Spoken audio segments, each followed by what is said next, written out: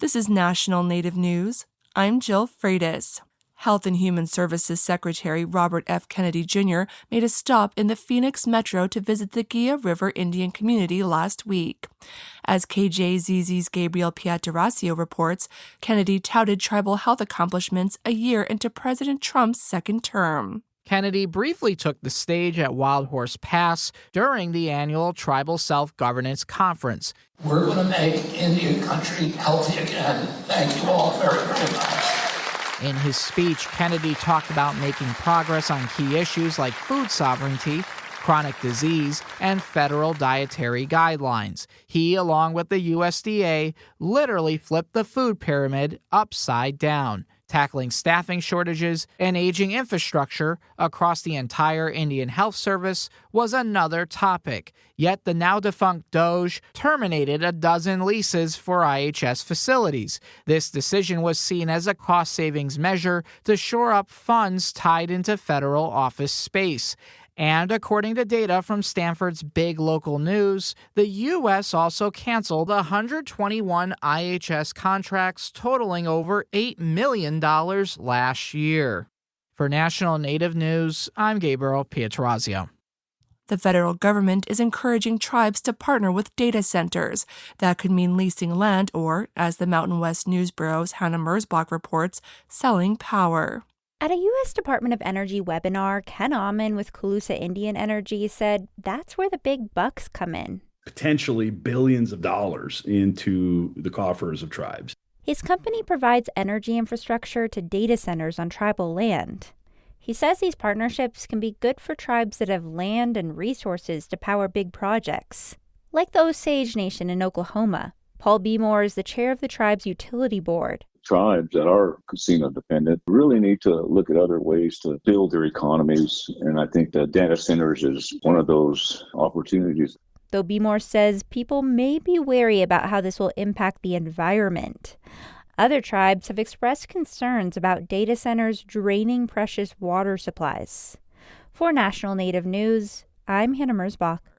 The Native Youth Olympics begin this week in Anchorage. The games kick off Thursday, April 16th at the Alaska Airlines Center, bringing together hundreds of student athletes from across the state. Now in its 54th year, the Native Youth Olympics celebrate traditional Alaska Native games rooted in survival skills, strength, and endurance. Events include the 1-foot high kick, seal hop, and wrist carry, all designed to test both physical ability and mental toughness. Ann Lawrence is from Point Hope and a cultural advisor for the Cook Inlet Tribal Council. She says watching the children reunite every year brings her joy. My favorite thing is I love watching the kids participate. You see the friendship that has grown over the years. And, some of the ones that have started out as freshmen are graduating from high school, and they're very involved, and it just warms my heart that these kids know that what they are doing here is something that they can share with their future relatives, maybe as they become parents, grandparents. I think it's so important. The games run Thursday through Saturday and are free and open to the public. I'm Jill Freitas.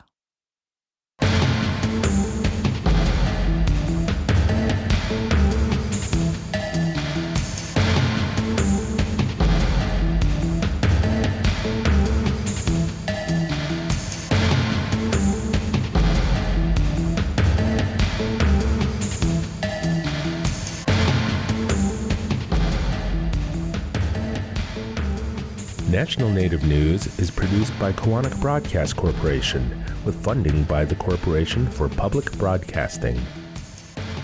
Tribal Development Partners believe strong infrastructure strengthens tribal sovereignty. Through the 105L lease program, TDP helps align federal funding systems with long-term tribal priorities. More at tribaldevpartners.com. Proud to support this show. Hear that? Tribal college faculty do so much, one can't say it all here. Nothing but respect. Visit mostthoroughdescription.com. The American Indian College Fund supports this program.